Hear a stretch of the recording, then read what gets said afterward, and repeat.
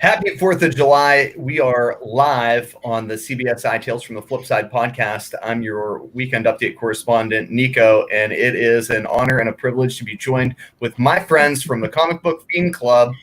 Gentlemen, will you please introduce yourself? My name is Jose, but I go by my Instagram.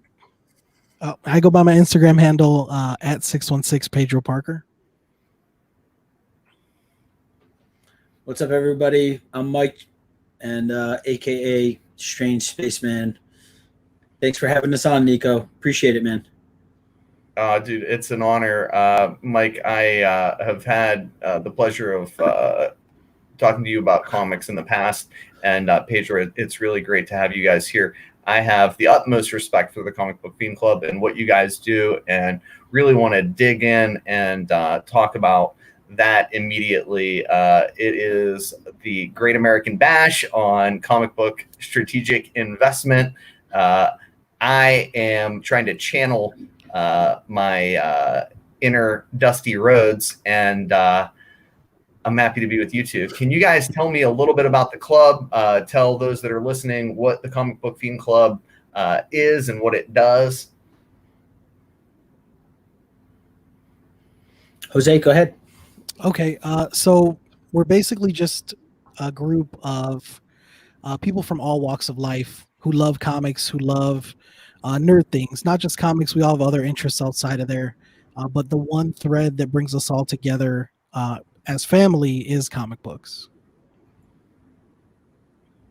Yep, Mike, now I understand you guys do a lot more than just collect. You're active and involved in charitable work. Can you talk a little bit about some of the work that the club focuses in on? I really think it is a testament to how important the organization is. Yeah, I mean, like Jose said, I mean, we are from all different areas throughout the world. You know, we have members all over the world, and obviously the majority of our members are here in the U.S. and you know, we have a number of different charities that we run. Mostly what we focus on is supplying any type of comic book or donation to primarily children's hospitals, and then also for troops as well. So we have a big, you know, we do a number of drives for the military and for various different organizations within hospitals and the like. You know, recently we just ran our own incentive variant cover with another comic book creator, and all the proceeds after what it took to produce the book went to our charity fund and is going to be redistributed out against those charities. So we're always doing things, whether it's just selling books, donating books, working with other artists to create, you know, incentive variants to raise some funds. You know, we just want to put smiles on people's face and introduce them to the things that we love so much, you know, and it's important to us. That's good stuff. Pedro, if I wanted to buy one of those variant covers, is it too late? Yeah, unfortunately, it's too late. They all sold out. It was only I saw that one coming. Yeah, it was only a 100-issue run. And it sold out within the first 24 hours. Wow. Okay. So can you tell me a little bit more about the book? What was it for? It was The Salve. Oh. Yeah, you're familiar with the book. I think I'm familiar with the variant too. I didn't know you guys were involved in that, or that there was a charitable angle. That's super cool. Yeah, most of the stuff that we do like that is. Go ahead, Mikey. Go ahead. No. I was just gonna say there's a number of variants with Illus Illuminati and the Salve. So he's got a bunch of them, but the one that was released was for issue number 3. And it was super specific to obviously to the club. So I just want to clarify that. So it was it was a big hit. Yeah. Nice. And I take it. I'm sorry to interrupt. In light of the response, there's plans to do a heck of a lot more, right? Yeah, we got another one in the works. We're not even sure yet what it is for issue 4 of the Salve as well, but they're keeping that close to the vest. They haven't told membership yet what it is. They just said, get ready, get excited. Pun intended. Yes. All right, so I've got to ask, who came up with the idea for the vest? Who came up with the idea for the vest? That's our founder and president, Merc with the beard, Aaron. So I was hoping I could there take was that one for West Virginia, because I know you guys have at least a current or former club president here in my home state. Yeah, so The answer Steve is the no, I Bathaholic is no, you can't. No, you can't. He's the club co-founder and VP of the club, and he's also my chapter president for the East Coast. So he's from West Virginia, like you were saying. But I can't speak to it. I don't know whose exact idea was the cut. When the club first started, way back when Steve and Aaron, Aaron came up with the idea, and then they started to bring people in and everything. They were just wearing T-shirts. They were going to cons wearing the T-shirt with the logo. It was very basic. And then, that's a good question. I don't even know whose exact idea was to move to the cut, but I mean, it's just part of a lot of culture. You see a lot of nerds and punks and all different, wearing their vests, with all their flair and all their different pins and stuff at cons. So I think it's kind of part of the culture. It was brilliant, for the record. I agree.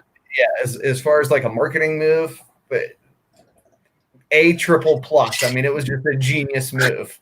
Now, your chapter president in West Virginia, the East Coast president, he and I had very loose plans to go digging before the world came crashing to a halt. I reached out after you and I met, Mike, and or he reached out. I don't really remember, but suffice to say, the plans were canceled by COVID. I know you had indicated that Vermont is open and you're able to go dig. Is that accurate?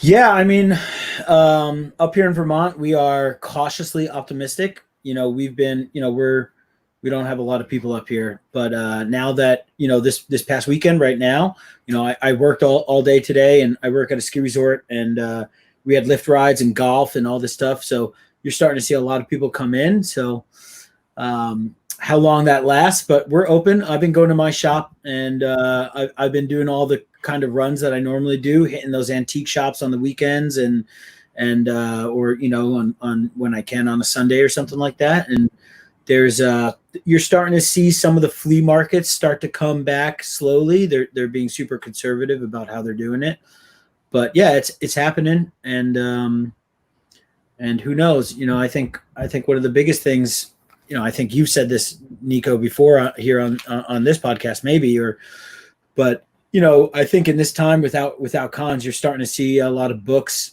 kind of rear their head that normally don't rear their head, be it social media or eBay or just in general, people selling books that they normally probably would never sell. So I think the market is just so fucking flush right now. It's just a good time to be in it, Yeah. Pedro, are you out in stores? Where are you physically located, if you don't mind me asking?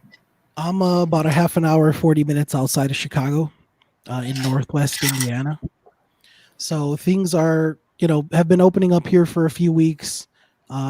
Still got people wearing masks, still using hand sanitizer at every shop, but shops are open and we are able to get out there and find stuff.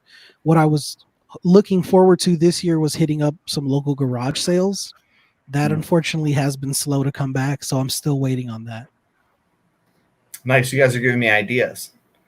As long as you're not digging on my street, we're good. I'd have to drive a long way. But I got friends in Chicago proper who have basically fled the suburbs. Now, I don't know if that's a rational or an irrational move. I mean, I don't know. But when you said Chicago, I was like, oh, I didn't know if it was hit particularly hard or because it's a metropolitan area. Do you do a lot of digging in the city proper? I do not. I try to stay out here towards Indiana more. There's plenty of local shops that I haven't even gotten a chance to hit, and not even not even in Chicago, but in the suburbs of Chicago as well.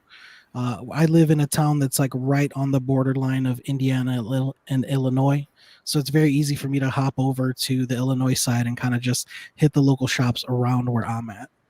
Nice. Can you guys tell me how you got involved in comics? When it went from like youthful enjoyment to amateur pro, obsessive compulsive, or like how that arc went. Go ahead, Mikey. You go first. Yeah, I mean, I'm 35, right? So I was born in 85. So I have that probably classic. I grew up watching Batman animated series and X-Men, and my brother collected comic books specifically to me. So comic books have always been part of my life. And I had an uncle who actually tried to start his own comic book. He was an artist, and he's still doing comic strips to this day on his own website and whatever by himself, independently. So it's always been part of me, and then typical story. I got in, I went to college and whatever, all that stuff ensues. I moved to Providence, Rhode Island it had to be like 2008 at this point, 2007, 2008. And I started going to swaps again with one of my buddies that I made friends with and got right back into it, immediately got back into the game and started buying up books and, going to local shops. And, here I am now, and my taste and my thoughts on collecting have changed so drastically back and forth. I went from loving, Silver Age stuff back when I started collecting again to getting caught up in the whole variant war of the, of the 2010s till now. And it's kind of rolled all back over. And over the past 5 or 6 years, I've probably really been solidly collecting and focusing on, mostly I collect a lot of CGC books. I still buy weekly. I still go in every Wednesday if I can, or at least once a week, and pick up my pull. But I focus a lot on Silver Age DC and a lot of pre-code sci-fi, pre-code horror. I'm a huge Adam Strange fan, so I collect mystery in space, and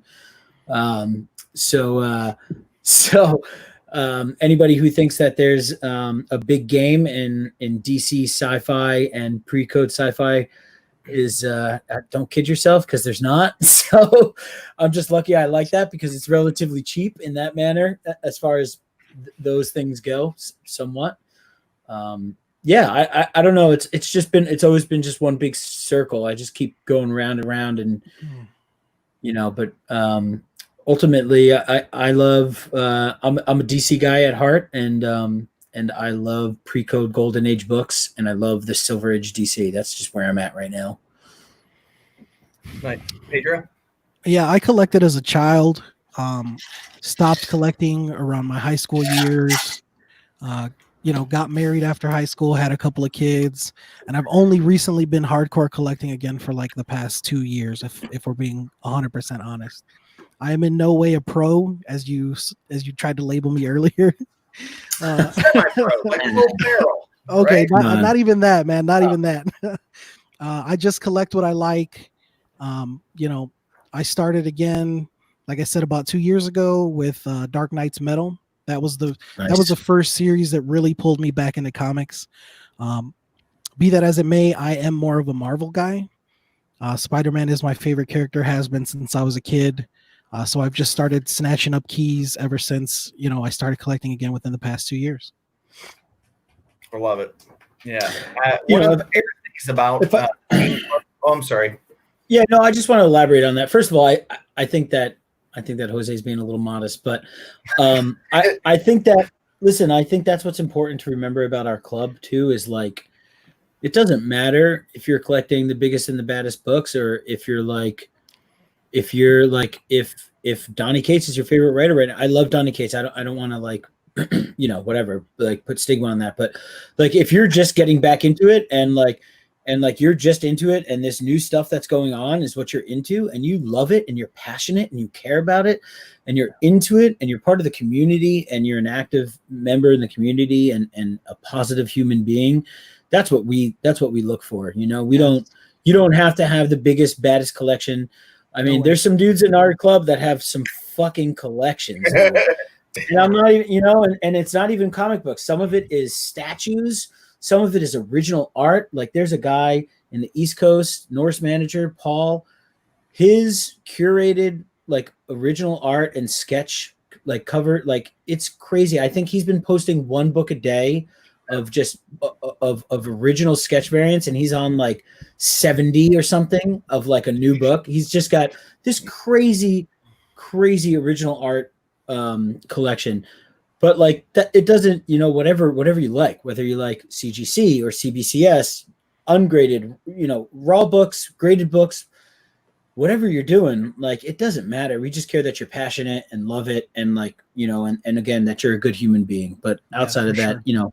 Well, you took the words out of my mouth. That's like, other than the charitable pursuits that the Comic Book Fiend Club does so voraciously, my favorite thing as an outsider is how much you guys just love comics. I mean, it's palpable, right? There's never like a dick measuring contest. It's never about like it's never like who's got the most keys. Yeah, who's got the most original art? Who's got the biggest book? Yeah, we're arguing about like, no, this is the first appearance. No, this is the first. Like, there's none of the pettiness, none of the like. Well, that shit always happens. Let's be realistic. Like, there's none of that stuff. At least as an outsider, I see anytime that stuff goes on, it's never about the money. It's always it's very academic, very passionate, and there's something just captivating about that. I think it's why Deno asked me how to become an honorary member. I told him that I thought I could probably broker a deal, but Mike was going to have to waterboard him. So, I don't know. We'll work on that next round. Yeah, I've got an empty milk jug and a rack. So, we could do that for charity. Deno gets waterboarded for charity. He's gonna be an honorary member. We're always open to new ideas. You know what I mean? Yeah. I would have to insure it though. We'll have to see if that's an insurable event. Well, that's because you're a lawyer. That's your lawyer talk. That's the lawyer part of you talking. Yeah, I don't want to go to jail. I'm too small for jail. Makes sense. No, I mean I agree with you. I think that like the people in our let's be realistic. I think a lot of the people in our community care, right? Not just the Comic Book Fiend Club. And I don't, I'd lie if I didn't say that I saw the intrinsic value in comic books. Like none of us are stupid here. We know that there's a dollar amount, and I don't want to drop a stupid amount of money on a book that's hot right now and then regret it later. But also, I do recognize when I have that book, like, I mean, it's an easy correlation to make with like the Punchline thing, right? I don't care about Punchline. I never cared about Punchline. I don't care anything about her. But I've been collecting Batman in my pull for 10 plus years. It's always been in my pull, and I recognize the value of those books. And my local comic shop owner gave me both covers, and I CGC'd them at a 9.8, and I sold them both because fuck it. So I mean, to think that, like, we're also, I think that it's important to also recognize that there are a lot of people and I don't mean myself, but there are a lot of people in our community as well that are, connected to comic books in more than just like that enthusiastic way. They also recognize the value of it, and I think anybody who says they don't, God bless you, because they're predators, right? Like you ain't got to lie to kick it.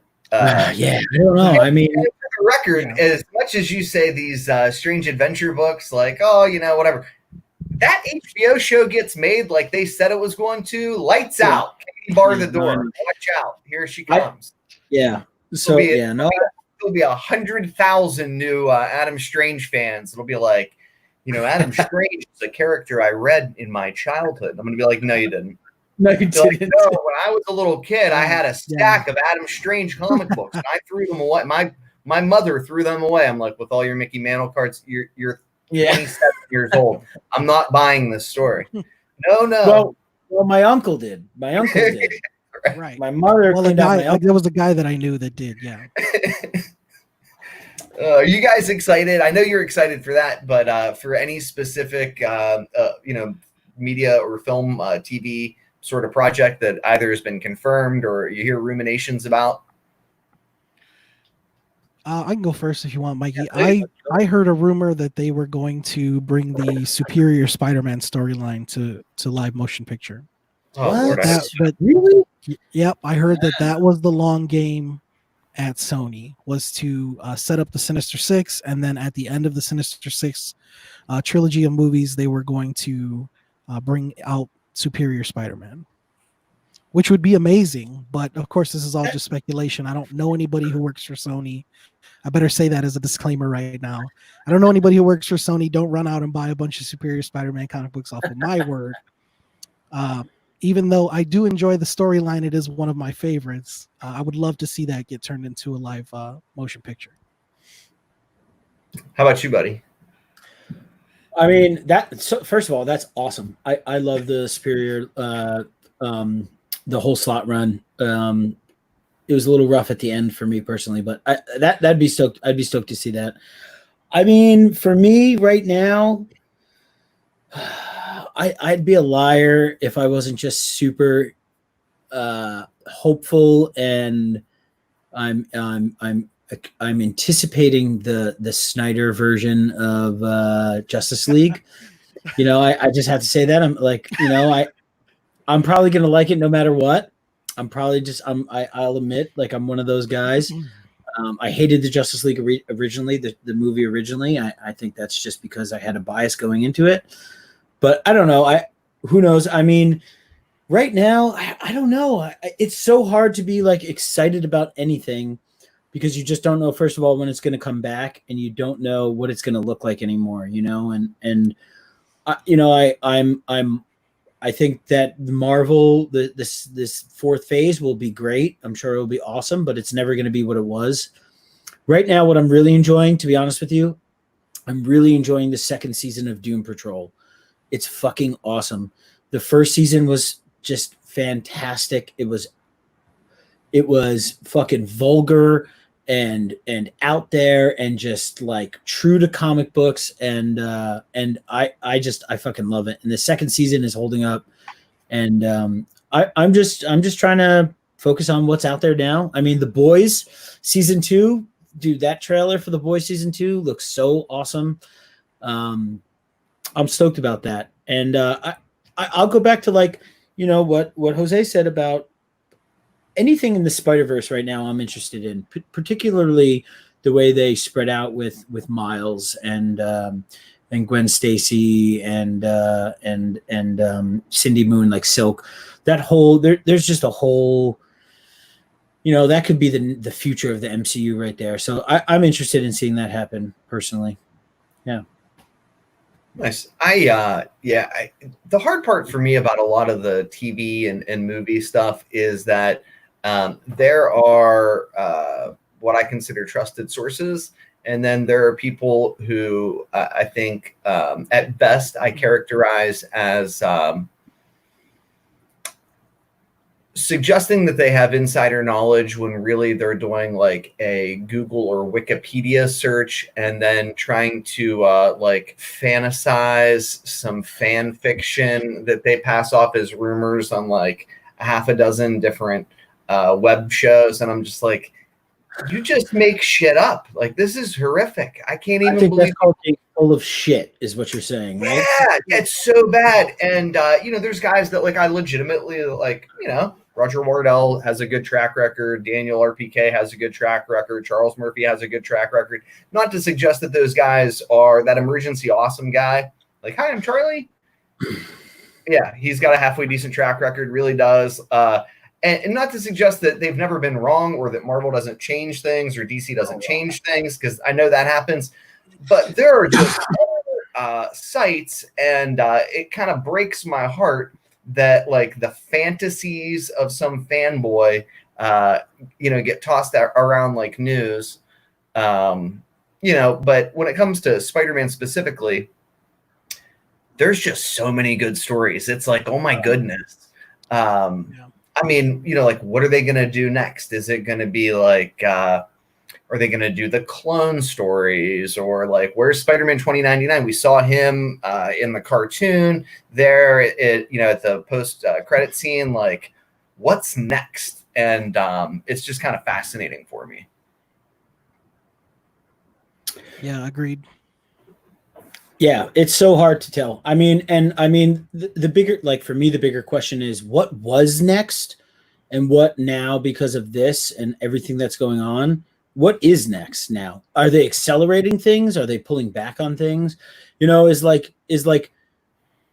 WB, like DC Warner, all that stuff, like, are they going to say, fuck it, let's go for it, let's just put out everything that we wanted to put out? Or, and the same with Marvel, or are they going to be like, all right, well, let's pull back a little bit and let's rethink this and spread it out, you know? Like, I mean, that's for everything though, you know, like that's for, you know, are they going to reassess it and say, hey, you know what, DC, HBO Max is doing really well now, because everybody was shitting on HBO Max, right, before COVID-19. Like, we don't need another streaming service, fuck that.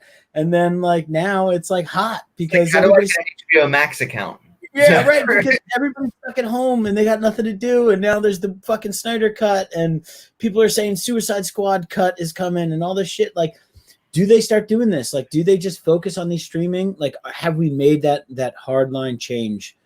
You know, where like obviously the big blockbusters are going to come out, but you know, some of the other ones are just going to be on demand or VOD or on Disney Plus. You know, I think that's the bigger question. Either way, for me, you know, I love going to a movie theater. I want to see movies in a movie theater. I'm just old school like that. I like to read comic books in a book, tangible. It's, you know, so that's what I'm more interested in. You know, I'm just happy to be getting books weekly, no matter who's distributing them. But oh boy. It's funny. The only people that care about that belong to the retailer exclusive Diamond Group. Nobody else cares. Well, you'll care if you'll start to get them late. I got a buddy who is here in Indiana with me, and he has to get his books a week behind everyone else because of this now. He's a DC guy, of course. That's really the only people that it's affecting. But it is starting to take a toll on some readers. Really? Yep. So I know my shop is definitely they're because the FOC, the final order cutoff, is much. It's the only point that they can order. They can't place an order and then update the order right in. They have to make the one order that one time now. So, and I also heard shipping has been a little kind of crazy back and forth.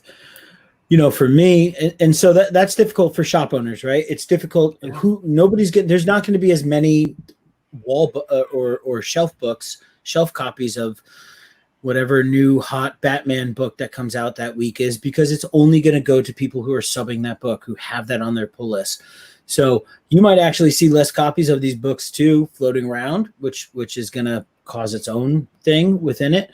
But on top of that, you know, like, here's my issue is at what point do these distributors like DCBS and Midtown, at what point when they start to see shortages in books because maybe a book was subbed higher or over ordered by retailers, do they short those retailers in order to fulfill their own online sales? That's where I see the big problem, like if Midtown shorts some retailer in Idaho because they up their order all of a sudden just to finish their subs, that's where I see there's a clear there's a clear conflict of interest there, and that's what I'm just worried about. How are they mitigating that conflict? Potential for abuse. Yeah, that's what I mean, right? Like if we have 100,000 copies of this book, and people place 150,000. There's 150,000 orders, and we have 75,000 of the orders. We're going to fulfill ours first, and then you're going to get the second not the second print, but you're going to get the second shipment of it. So that could be a week later. That could be whatever. I don't know. I just how are you keeping that? How are you mitigating that conflict? That's what I want to know. And again, I don't give a fuck because I'm not a retailer, and as long as I'm getting my books on time, which I am right now, I don't give a fuck. But also, it hurts DC because I might pick a few books off the shelf that now my retailer doesn't have on the shelf. I might see a number one that I might be like, oh, I'll grab this fucking Mystery in Space #1 that I didn't know was coming out. Not that I wouldn't know that, but so who knows? So, Pedro, the guy that was getting his books a week late, is that because his retailer elected to get his book shipped less frequently to reduce shipping costs? Or are there certain pockets of cities in the United States that aren't being delivered promptly by either DCBS or Midtown? Or do you know? That's a great question. I don't have that information. I did reach out to the retailer to get a comment from him about it. For my own personal purposes, but why is my book a week late, brah? Yeah, I have yet to hear back from them. So, yeah, I mean, I don't know, dude. I have dealt with DCBS in the past. I don't know if you guys were around back in 09, 10, 11, that vector. But they ship the same way they do now. Like all those photos of like, look how great DCBS shipped. Like they've always shipped like that. But back then you could get ratio variants for like half ratio, and you could order as many as you wanted. Yeah, you can't do that anymore. In the glory days of Wednesday Warrioring, when you didn't really like do that at the shop, you just ordered from DCBS, which is what apparently nobody talks about. That was kind of like how they made their mark. They've got a pretty interesting history, which I don't want to butcher for failure to do it justice, but the short version is they elected to purchase a insolvent business or pseudo solvent business, and then like honored the debts, right? And so there's a lot of people who were there during that transition. I was not. That were just really heartened by that move on their part. And then I got a guy who was fresh out of the joint, did like several years. They kept his order, gave him a credit, and worked with him to like restart his books so that he could get him when he got out of state prison and was transitioning back into society. And at that point, I was like, all right, I'm a fan. That's awesome. Yeah, right? Like, when have you ever heard of anyone doing anything like that? You don't hear those stories. Yeah, and you don't hear those stories. Of course, you're not going to hear those stories. And I don't have stories about Midtown, so I don't know. No, I don't, like the reality is, like, they're really good at what they do, clearly. Like, fucking, they are good at what they do. That's why they are the #1, I mean, people forget that Diamond was a retailer at one point, And Diamond still to this point still can direct sell things like figures, action figures and certain types of statues and things like that. Still, they're still a direct retailer to the public. So, I mean, it would be like, for retailers who find a big problem with this, I get it, but like, it's the same retailers who have a problem with like eBay and selling online and doing and just anything changing. That's what it looks like to me, at least. But the shipping thing, that's interesting to me, that people would choose to get the new book shipped to them, like twice a month as opposed to 4 times a month to save. Is it that much more expensive with them than it is with Diamond? Is that what the idea is, or? Okay, so again, limited knowledge, and I hate to speak for retailers, but I'm familiar with people that are doing this both as individuals and as brick and mortars, and it absolutely costs less depending on the volume that you're ordering. But you just save money on shipping that way. So I don't know. But I mean, is their weekly shipping that much more expensive than Diamond? Like, I guess that's my question. It's not. I talked to it's split though, right? Yeah, I talked to the shop where I have my pull list at. I talked to the owner about it, and he said that it's actually no added cost to him. Shops may be doing it because they're trying to play catch up because of coronavirus to get their book shipped twice a month instead of weekly. But as far as his opinion on it, it doesn't cost him any extra to switch from Diamond to DCBS or Midtown.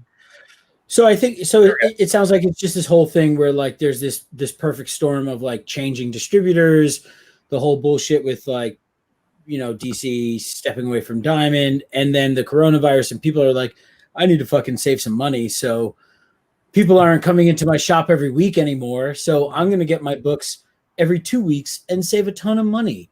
I mean, that makes sense. Like, see, that's something you don't hear about. So like that makes a ton of sense to me. And like, fuck, if that's what you got to do to survive, then you should do that. Yeah. Yeah.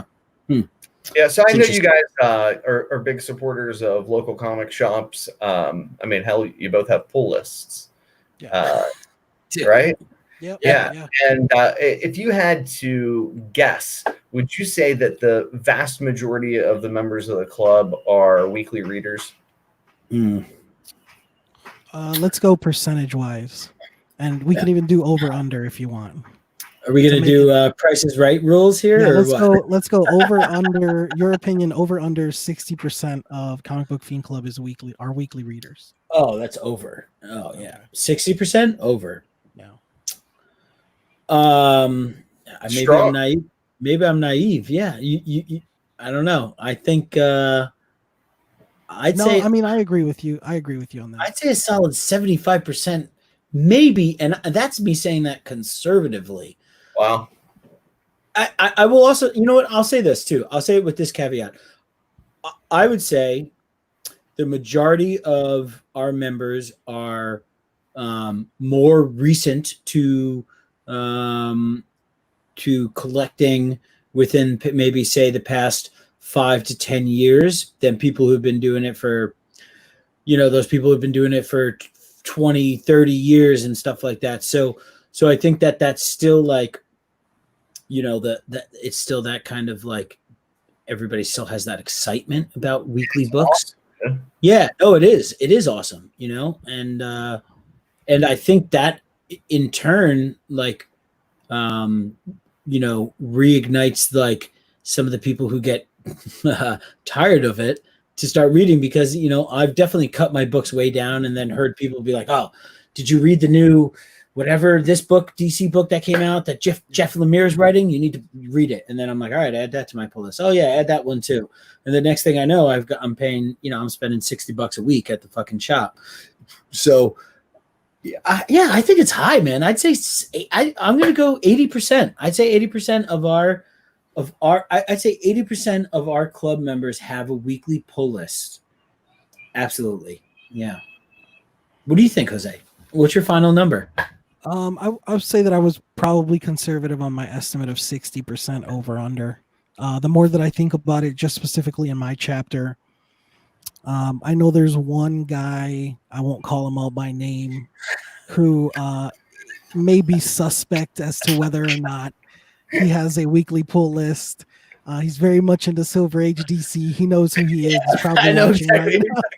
He's probably watching right now and Yeah, he is. yelling at First one his in the computer chat, I screen. But he's a beast in his own right, that's for sure. But yeah, I mean, the majority of us do have weekly pull lists, and we talk about our books. We talk about what's good. We talk about what's bad. Recommendations are definitely made. One of the guys in the Midwest chapter writes a blog for Biff Bam Pop, reviewing books on a weekly basis. So that's definitely our bread and butter, is talking about books every week that come out. That's good stuff. So beyond Biff Bam Boom Pop or Pop? Pop, Biff Bam Pop. Biff Bam Pop. I don't know why I added the boom in there, but anyway, you guys have a large social media presence. I mean, your Instagram account is legendary. And I know that I watch you guys on YouTube. What channel is that on? Are you on Comic Core? Or where am I watching you on YouTube? When you come YouTube, up with my subscribe things, yeah. On YouTube, I mean, we mostly what we do is we're posting, like, we have individuals from the club that do their own thing, and we edit the videos and post them up. Like, we have one member who's doing. But is there a Fiend Club channel? Like, why am I? Comic Book Fiend Club. There is. Comic Book Fiend Club. So on YouTube, we're the Comic Book. You can follow us at the Comic Book Fiend Club. We're the same on Twitter and Instagram. Comic Book Fiend Club, all one word, no spaces, no underscores, anything like that. Certainly follow us. We try to post as much as we can. We try to do, on a regular basis. We're trying to review books, and every once in a while we have what's called the Drunk Cast, which is our the best we can do. And you should come on the Drunk Cast. I mean, I would love that. See, but I'm sober. I don't drink, but I'll come on. And, that's fine. You can just tease us. I'll have a monster. Yeah, get enough. Another one, George. The majority of what we do is just tease each other and talk about book. We had a really good one this past one that we did, because it was enrollment, and we had some new members that had never been on it before, and we were just talking, and we had some real good conversations about comic books and about our philosophies around collecting and about the club and all different types of things, and it's fun. We do everything. We just want to have a good time. We're not, we encourage everybody to post on our media, our social media platforms. If somebody wants to put a post about their favorite book, we're like, yeah, create the post and put it up, and we're all for it. If you want to do a review of the books you're reading that week, or a review of your new nerd t-shirt, or hot sauce and books that you're reading, or anything that you want to do, like, we encourage it. Dude, I love that. See, the thing that drives me crazy about our community, at least as it's exemplified on social media, is there's so many solid people, and they don't get much attention. Instead, the people who get all of the attention are those that are like ridiculing and deriding newer collectors on Facebook or Twitter or Instagram or whatever. And like, it's the same deal, not at every shop, but like, you go into shops and you're just like, Jesus Christ, if I was new or like came with my father, like, he would never bring me back to like crotchety old man or like know-it-all like emo kid or the hipster twerp in the corner that's got like a smug attitude. Like, well, you haven't read the Tom King run of almost like, shut the and what you guys do, and I really love, is that you just like embrace newer collectors. You're like, yo, you like new books? You want to read weeklies? Cool. Check this out. Oh, you're interested in Golden Age? What kind of Golden Age? You want to look at old Batman books? We got a guy for that. You're interested in EC book? A guy for that. And that kind of mentorship, I think, is just so exceptional. It really makes be happy. And it's just good business, right? It's just good fucking business. Like I work in food service. I oversee some restaurants in a ski resort, and like yeah, can you imagine if you're people don't you don't walk in. That's just a terrible choice. You have a very amateurish palate. Yeah. That should have been on the children's menu. I don't know why the chef made it or why you're eating it. So you have been to the resort, okay? Yeah, fuck yeah. Fuck you. I mean, it just seems ridiculous, right? Like I when I first walked into, I'll tell you what, when I moved to Vermont, I had left a shop that I was at in Rhode Island prior to, and this is 9 years ago at this point. And I walked into a fucking comic book shop, and it was one of the, I remember being like sweaty palms, like fuck, like, and I put my head down and I'm like, I'd like to start a pull list. And he's like, oh, what books do you want? And I was like, oh, well, I have a list of the books and like you see, and it could have easily been like, he could have been an asshole, like, oh, like we don't, like whatever, blah, blah, blah. And he wasn't. He was just like, oh, this is awesome. Thank you. Like, that's so awesome. Like, here, we'll get you, like, are there any back issues to these runs that you need? Like, I always remember this because he's like, and I was like, actually, there is. I missed these 3 issues. I think it was still New 52 was coming out, and it might have been Batman or something like that. And I was like, yeah, I missed these 3 issues in my transition. And he like reordered them. They were the second print, whatever, but it didn't matter. Like he like engaged me, and now like he's a good buddy of mine. And it's 10 years later. There's 3 other comic book shops around him that arguably, they have better wall books. They do CGC books. They do other things that I have interest in, but I will never not buy my books from him because he welcomed me, and even at that moment, relationship with, like, I got a guy. My guy doesn't even like comics anymore. He's just kind of like beat up by the like disaster of trying to sell and be a franchisee for Diamond, and like tough economy and a small town that and he's getting back into it a little bit. But the point is, I would never go anywhere else, right? Like, he's who I could get my bags and boards cheaper. I go and buy them from him. I'll go and buy and like pay top dollar retail just because I want to give him business, because he was a guy that was there for me early on when I was getting back into comics and helping me mature as a collector. That kind of loyalty is invaluable. Yeah, it's important. You got a similar relationship, Pedro? Yeah, the store that I go to for my pull list, I started 2 years ago, and there are shops closer to me. There are larger shops. There are shops with, like Mikey was saying, they're better wall books. There's nothing that can replace customer service, especially with something like this. Not only does this guy give me a discount every Wednesday when I go in there for picking up my pull list on every Wednesday, but he also has helped me out before with payment plans for bigger books. Some of the keys that I've purchased and had graded have come out of his shop. He's always calling me when he's got a new batch of SpiderMan books that come in, like back issues and stuff. He always thinks of me for stuff like that. So, recently Hell Arisen was going nuts the day that it premiered, and he actually pulled all his copies off the shelf, and just to make sure that everyone who wanted one got one, was selling them one per person in the store. So, and he didn't charge $30 to $40 like other shops in the area were doing. He was selling them for cover price, but he wanted to make sure everybody got one, so it was a limit one per person, unless you had a pull list and had already ordered both covers. So it's just little things like that where it's like, yeah, if I got money, I'm going to come here. And he gives me a deal on some books. Some books he's a little high on, but I don't even blink at it because I know where the money's going.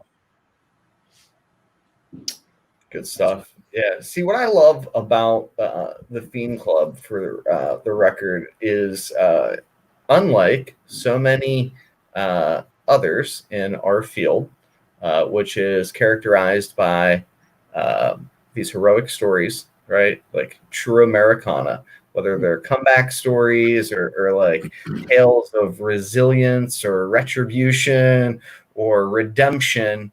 They are heroic arcs you guys have adopted that mantle, right? Like really trying to like live by principles and virtues and morals and values, and you can see it in what you're doing.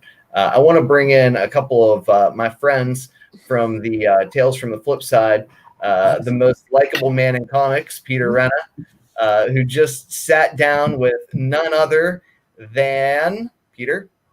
Oh, Mike Mayhew.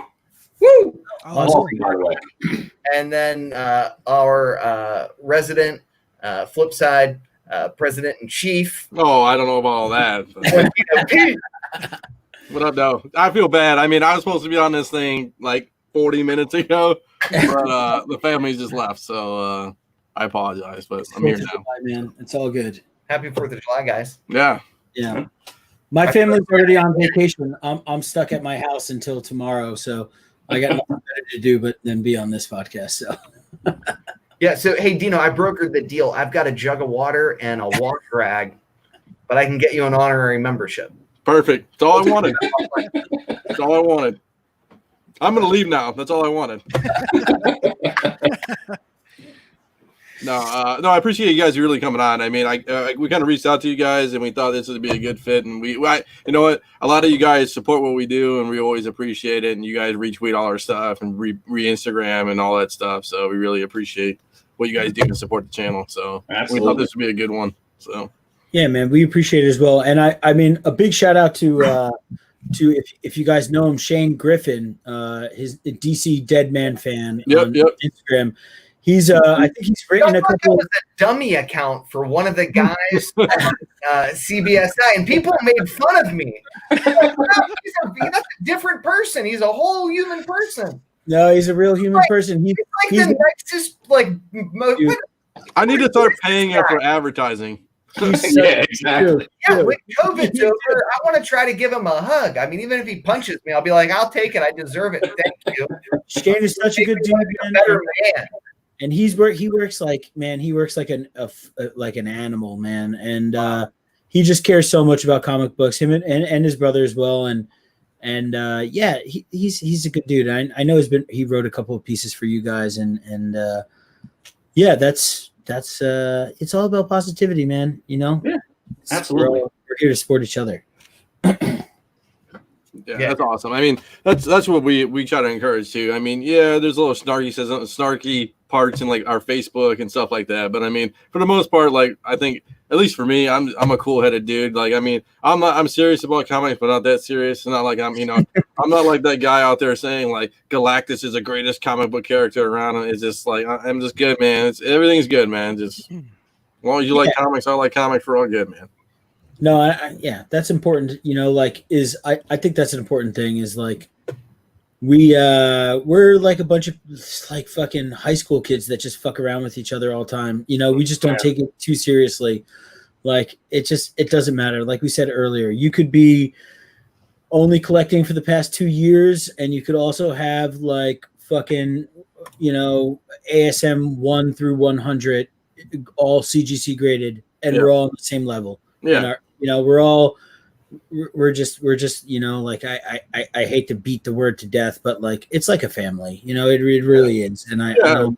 And that's what, you know, what's funny. We did the same thing. Like even in CBSI, we did the same thing. It's like, you know, I met a ton of guys in CBSI, you know, and they're like family to me, you know. I mean, hell, I started a little company with 3 other guys that I met online. So, I mean, it was pretty crazy. So, I mean, yeah. You know how Mike and I met was in line to pick up our books in Baltimore. Yep. Yeah. Yep. Legitimately how we met. They basically had lost my books, and I'm like, I gotta get out of here. I gotta drive like 9 hours. Like, give me my comics. And I used like standing behind me. We just started chatting it up as I'm like pacing like a psychopath. And I was like, oh, did you buy any cool books? And I was like, dude, that's my book you just bought off that guy. It was on his wall. Yeah. Like, get out of here. And I'm like, Yeah, I actually put it up in the background there. I got that too. Legitimately, you'll never get rid of me now. You're just basically stuck with me at this point. It's got that sweet date stamp. So you know, and like you guys, we're like the same way. I mean, we had a big Baltimore cons like 2 or 3 years back to back. We all went to Baltimore a couple times. I mean, it was a great time. I mean, I flew with Paul. If you know who Paul is, I flew with Paul's Paul. Problems? Yeah, Paul's Problem. I've roomed with Paul a few times. Playing with him? Yeah. I got on a plane and then I roomed with him for a couple of times. It's you have to go back and listen to those Wear a episodes. parachute? Well, I wasn't worried about the plane going down. Just more that he was over the weight limit on a carry-on and said, "Don't worry, it'll be fine." And I'm like, "Oh boy." Yeah, those are some great stories you had on those episodes. Like, Yeah, it's I like took a little bit of offense because he bought those. Was it Molson Ices in Philly? And I was like, oh man. Oh, the Molten Ice story is terrible, man. It's a bad. That's what you get though for buying singles. I mean, he's a very mature guy. It's 10. I'm going to leave you in the trusted hands of these two very kind gentlemen. Thank you for tolerating me for this first hour. I will be listening intently, but after 1 hour, my internet basically won't work anymore. I got 2 tin cans and one's really, really hot. It's all right, Hour Man. Yeah, it's all good, dude. Pedro, an honor and a privilege. I hope that we get to meet up at a con soon. Mike, as always, you're a gentleman and a scholar, and I really appreciate all that you guys do for our community. Thank you both. Good talking to you. Thank you, man. Take it easy, Nico. Oh boy, we're gonna lead this. So he left us in this. Oh boy. No, I mean, I don't know. What do you guys want to talk about? What do you guys want to talk about? How about that? It's like a round table now, like a free-flowing round table. Yeah, now it's just hanging out, just bullshitting. Yeah, pretty much. What's on your mind? All right. Has the ultimate Fallout 4 dip happened yet? Ooh. I don't think so yet. No. Not yet? No. Okay. Not yet. When? It's gotta be coming soon, but When? Think so? No, I don't think so. I think so. I think it might flatten out, but I think there's still going to be room to grow in that book, right? I mean, I think, like you said, I think it delays at CGC right now. Like everybody's talking, we're getting books in like 2 weeks, and all of a sudden everything's backed up and modern. I think it's because everybody's submitting Miles books right now. Yeah, Miles. Well, I mean, it's going to be like you said. It might be a dip due to oversaturation. Yeah, exactly. I don't think it's a dip for the character. You know what I'm saying? I mean, this one, everyone. We always talk about this on the show. It's always everybody's looking for the next Walking Dead, book, stuff like that. I mean, I think this book. I mean, it won't be skyrocketing like $8,000 again, or you see these crazy numbers. But I mean, I could see it being, $3 or $4 grand. It's like Teen Titans 12, right? I mean, that's a hard 9.8. Every book was dinged and messed up. I mean, a lot of Ultimate Fallout 4 regular covers were in dollar bins and stuff like that. It wasn't like they were just sitting out. Yeah, they're not easy covers either. They're a lot of black. They're but it was also it's pretty high print run, so it's whatever. Yeah. It's all balanced, yeah. I mean, it's we talk about this every year, every day. It's like when the top 10 comes out or any kind of speculation on a book, it's too late. Like unless you were in before, stop. Yeah. Don't chase it. You're chasing it's like the South Park episode. You're trying to chase a dragon. You're chasing a dragon, and it's not going to work. So it's I don't know. I mean. That's my thing. I mean, what's funny? I don't get into too many moderns. Like I bought some Morales books. I actually cleaned up my actual office space here. But yeah, I got some Morales books. But I mean, it wasn't anything crazy. And it's like,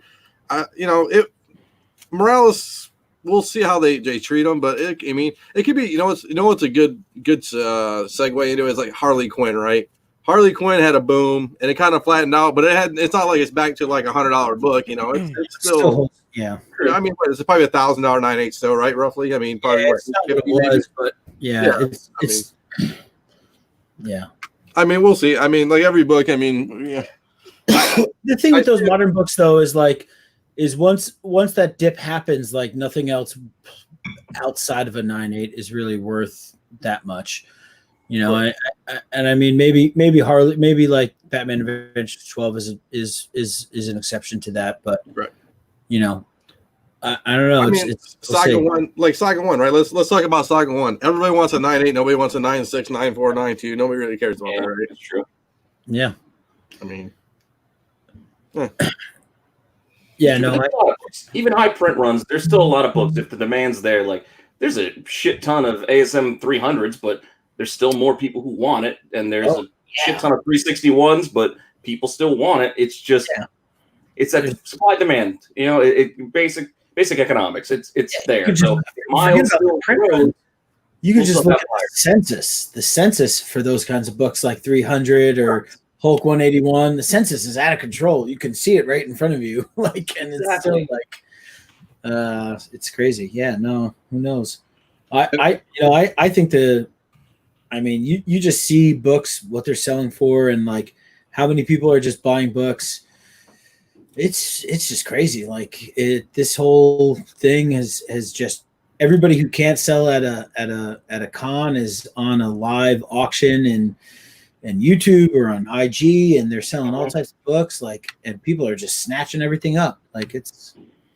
So this is let's do a little power. Since I'm around, I can do some share screen, and I don't know if Nico did any of this, but so what we kind of did here is this is Ultimate Fallout 4. This is a CGC census right now. And let's see if I can zoom in a little bit. So this is 1,751. I don't know when it was last updated, but does it say? No. So this is I should go back. Let me see if I can go back. Search again. What was the signature series on that? Was it only 100 and something?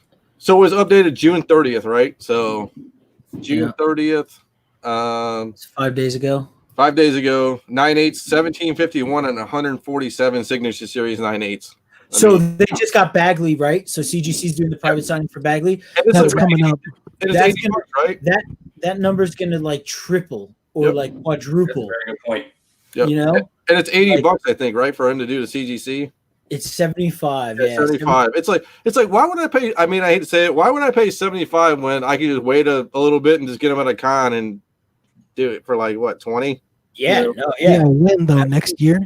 I mean, even if it's next year, I mean, I think a Miles is a long-term hold. I mean, a lot of people are rushing now because their buy-in was low theoretically. I mean, right. Some people are holding back books. I mean, nobody's actually going to sit there and sell all their. I mean, maybe they will, but I mean, if you got them for like $1 books and you turn it into $800 books, that's one thing. But I mean, you're going to save one, right? I'd always save one or two, even if you got them for $1, $10, $20. I mean, that's the thing. I only saved one. I got rid of most of mine when Into the Spider-Verse was out because, like, I found a bunch. Yeah, I think for $8 each, and at the time they were like 50, 60. So I'm like, well, 8 into 50, 60 gives me money to buy something else. Yep. Yeah.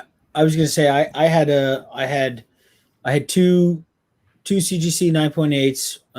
I sold one. I still have one that's a signature series signed by Sarah Pacelli.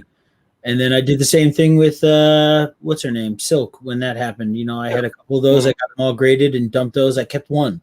I just kept one just because, like why not? I think I got an ASM 4 laying around there too somewhere. It's like, it's like just hang out and yeah.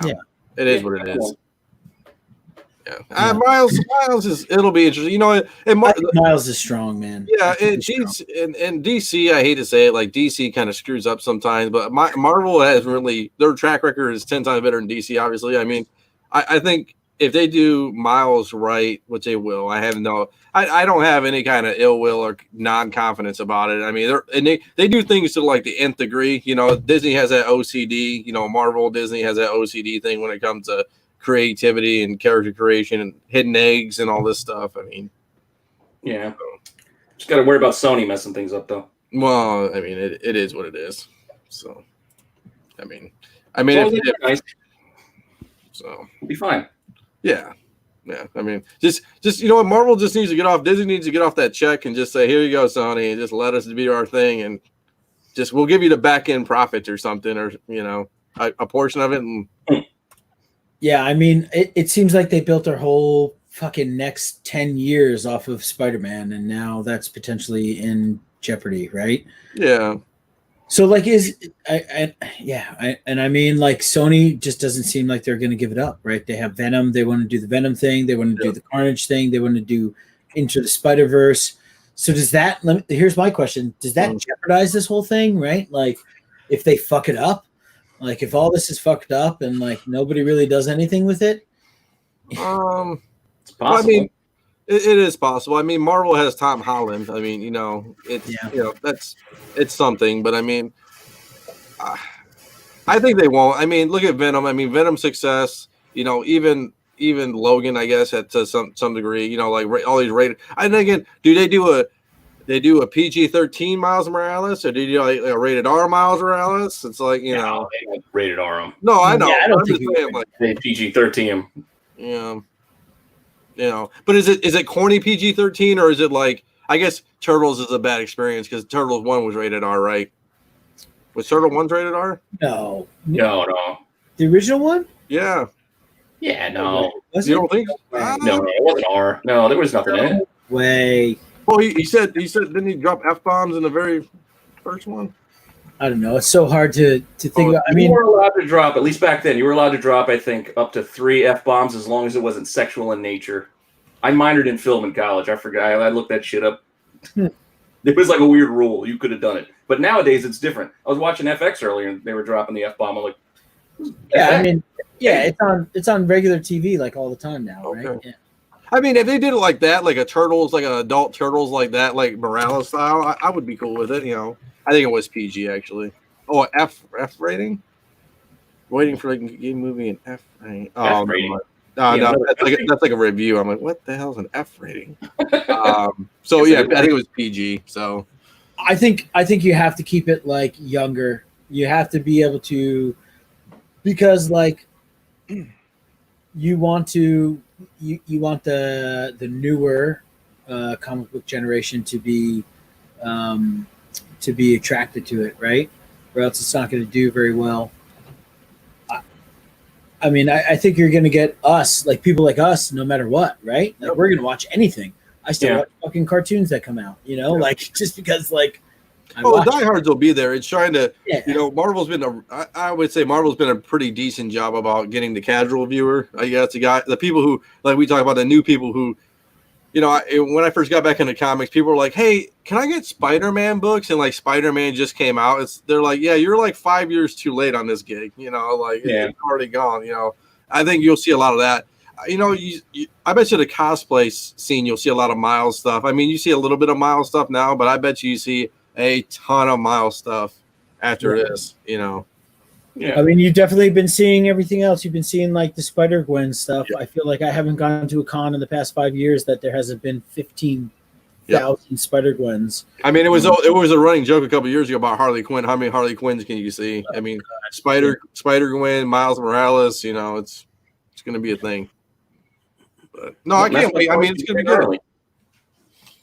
So Sony should be planning for this now. I mean, realistically, why are they going to fight over Tom Holland? Sony should say, "Hey, Marvel, you guys use Tom Holland. We'll take our cut while you do that. We're going to build what we have over here." And they have they can use Spider-Gwen. They can use Miles. They can do what they want.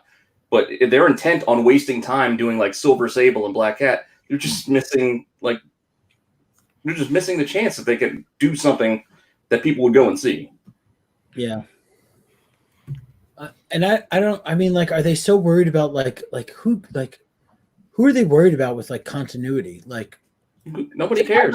Nobody cares. They're not worried about continuity at all. Obviously. Yeah. Well, I mean, they did the first Venom movie. They don't care about continuity. They don't care about the stories that came before this. Yeah. Exactly. So just do something, right? And I mean, like, just put it out and like, I don't know. It's difficult with you would think that like a company like Sony and Disney would see how beneficial it would be for the two of them to come together and make this something fucking spectacular. And instead they fight each other. Yeah, it's a little, I don't know. I just want to see it come out. You know what I want to see? I want to see the fucking New Mutants. I'm just tired of hearing it. I just want to watch a fucking movie. It's probably such a good I've convinced myself personally that it's an amazing movie because I'm convinced that they haven't released it because they know it's such a good movie. They're waiting for the right fucking moment. And that's just me being optimistic, and that's obviously probably not true. But I think it'll be all right. I'm with you. I think it'll be all right. I think there's a lot of it was bad luck. It was about to drop, and then COVID happened. Yeah, right. They were getting ready to drop, and the Fox got sold. It was a lot of it's bad luck. I just want to see a horror movie that's comic book related. That's really what I want to see. Which is why I was disappointed when they kind of backed off that that's what Doctor Strange 2 was going to be. Yeah. And now I like Sam Raimi, but I like more the idea of what they were going to do with the horror director going more towards horror in the second one. But now, I guess we're going to see something a little bit different. And then, look at Nico says, "What do you guys think of the rumors regarding Zatanna and Batman Beyond films?" I'm pumped for the Batman Beyond films. The Zatanna stuff, I had the DC Superstars 11/9/8 that I got for a steal back in the day, which is hard because it's a square bound, and like X-Men, like giant size X-Men 1, it's so hard to get a 9/8 because it's square bound and stuff like that. But I mean, I just couldn't wait on it forever, man. It was stuck around, and then finally, they're saying they're going to continue on. Warner Brothers is continuing on with Zatanna. And what's funny? Like Hawkman 4s, I had a bunch of those stashed away, and they don't sell because it's not a. It's a horrible cover. The cover's so horrible. Yeah, the cover sucks. I know. It's such a I know. I just want, I think like a million fucking people in the world have said, like, I just want to see Batman Beyond with Michael Keaton as Old Man. Yeah. I think everybody said that, It's a slam dunk, yeah. That's all I want. Yeah, slam dunk. Yeah, slam dunk. Dennis Hayes, only if Keaton is Batman Beyond. It's like, yeah, I mean, that's the right Batman to pick. Everybody knows it. He's a great actor, and it just increases because he's done recent films, and even as playing Vulture and Spider-Man and stuff like that. I mean, he still has it. It's not like it's Val Kilmer, 20 years from years ago, and he's like over the hill and all this stuff. But yeah, no, he's still good in Kiss Kiss Bang Bang, but that was still like years ago. Yeah. But I mean, at least they're not bringing Clooney back or something. I mean, I don't know. I saw Val Kilmer at like East Coast Comic Con the last April, like whatever it was, April 2019, and he was looking pretty haggard, man. Yeah, I think he had some health problems too. That's right. I went to that comic. I didn't go the day. I think he came maybe Saturday. I think I was only there Friday. I think I went one day. Yeah.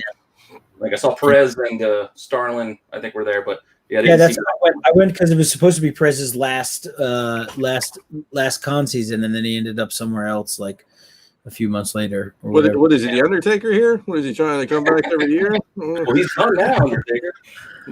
I know, right? So I don't know. I mean, yeah, we'll see. I mean, Batman Beyond will be. I grew up, obviously, and people forget, like, and I even forgot because when's the last time? I haven't watched Batman Beyond since high school days. What I'm saying, or middle school days when it came out, but it was pretty dark. Right? I mean, they had a lot of like crazy, I guess, social issues in Batman Beyond, right? I mean, I don't remember specifically, to be honest with you, but I remember the art style was very different than everything else. It was like that super futuristic, like, and there was definitely like the villains were like, there was like a lot of like, it was like an emo Batman. That's what it was like watching. It was just like, it was like watching emo Batman.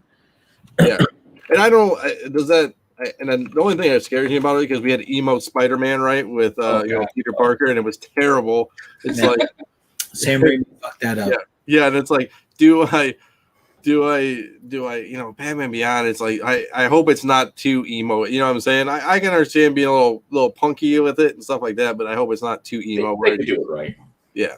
They could. I'm not saying they will, but they could. But crazy. So we had that. What do you guys want to promote anything? You promote anything? Did Nico let you promote anything? Yeah, we were talking about. We just went through an enrollment period right now. So cool. We do enrollment once a year. It's every July.